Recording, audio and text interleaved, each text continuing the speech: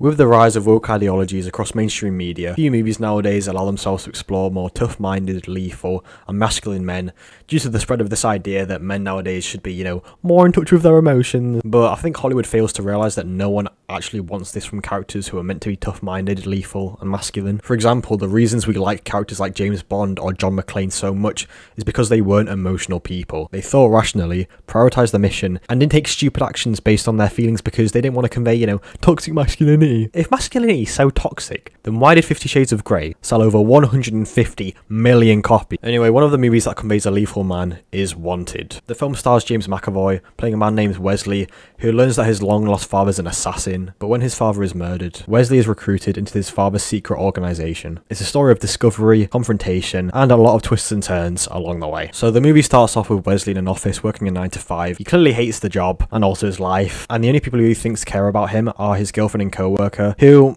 are actually hooking up behind his back. He also has to put up with the bullshit that his boss gives him on a daily basis, who's an overweight woman constantly scoffing her face with, cakes and all sorts. He wishes he could say what we're all thinking, but, he can't lose his job. So basically, we're seeing a man who has no ambition, whose girlfriend has lost respect for him, he has no respect for himself, and he's completely lost. That's until he discovers his father was part of a secret assassin's organisation, and he gets recruited to take his place. He discovers this after almost being killed in a grocery store, to then be saved by Angelina Jolie's character Fox, who takes him in to see the people behind the organisation, where he learns that the constant panic attacks he endures are actually his abilities to put extreme focus on one particular target, making him a natural-born assassin. Now this realisation shocks him, and he protests that he's not made for this, and that Sloan, the leader of the organisation, is insane, and so he goes back to his normal life, only to discover that he now has over £3 million, or dollars, in his bank account. He no longer needs to sit in an office for hours a day and remain miserable, and yes, he does quit in quite a fashion. So he goes and trains with the assassins and basically follows in his father's footsteps because, he's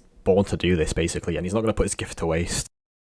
Now, there's a lot to be taken away from this opening act alone. Wesley has clearly lived a very boring existence up to this point, and he clearly wants to quit his job, but he's held down by this mindset that tells him, he's not really made for anything more. And when he's confronted with the fact that he is meant to be something more, he protests and calls him insane for thinking that, he's anything special. The very idea that he could do something as extreme as being an assassin is bewildering to him, as working, 8-hour days at the office has just become his second nature. Now, a lot of people are probably in a similar situation. They might have been told from a very young age that they just aren't good at certain things, and this reinforcement of certain characteristics like, you're too shy and introverted, you're lazy, you're not good enough, have, stuck with them. Whatever the case, they have these limiting beliefs embedded into their minds, telling them that their current life situation is the best they'll ever do, and this makes breaking out of their shell or seeking a more fulfilling life extremely difficult. They're held down by partners who don't actually respect them. They're stuck with their shitty job because, they have bills to pay. They've put themselves into a situation where life is, pretty miserable, and making a change to better themselves just sounds too risky. So they just stay where they are. It's only when Wesley makes this discovery and his mindset shifts that he makes a change. Sure, I know for the average person it probably isn't the sudden addition of millions into your bank account,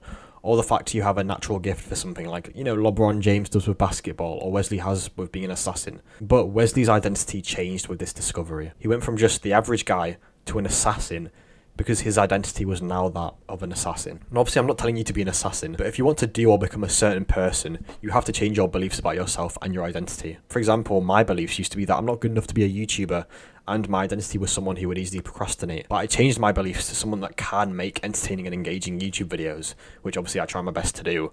And my new identity is that I'm a YouTuber. This mindset shift puts in motion taking action to do the things which will lead you to what you want to do in life and who you want to become. Whatever it is in life for you, set in motion these positive beliefs and changes in your identity which counteract the negative ones in your life, and you will live a more fulfilling life.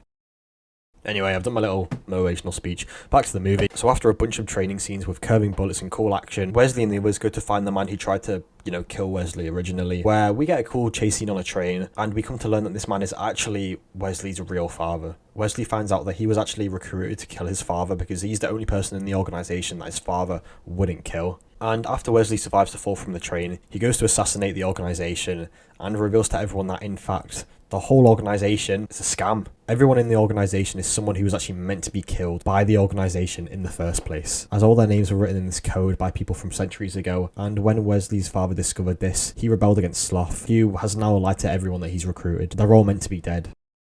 Now, this is a pretty wild turn of events. The people who led him to completely turn his life around and become the man he was meant to be were also lying to him about why he's here the whole time. He's literally being used to eliminate the only lasting threat to the organisation. It just goes to show that even if the advice you hear sounds great, or there's a figure out there who led you to improve your life, just take everything with a pinch of salt. You know, you're allowed to question everything. Of course, take advice from other people, but just be skeptical if you're not sure about them. I mean, I guess this also teaches you to have trust issues, but oh well. Now, fortunately, Fox has taken a liking to Wesley and understands that, you know, fate is fate, and when Wesley is surrounded, instead of killing him, she kills everyone remaining in the organisation with a curved bullet, including herself. Anyway, Sloth escapes, but Wesley uses his newfound skills, you know, as an assassin to finish the job by tricking Sloan and sniping him from a very long way away indeed, to then tell the audience, what the fuck have you done lately? It's so fucking badass. Now, I know the movie's not perfect, it's not a masterpiece by any means, but it's about a man who was persistent, prepared to learn the hard truths, and he wasn't going to let anyone get in his way. And these are lessons that everyone can take away. Thank you for watching. Bye.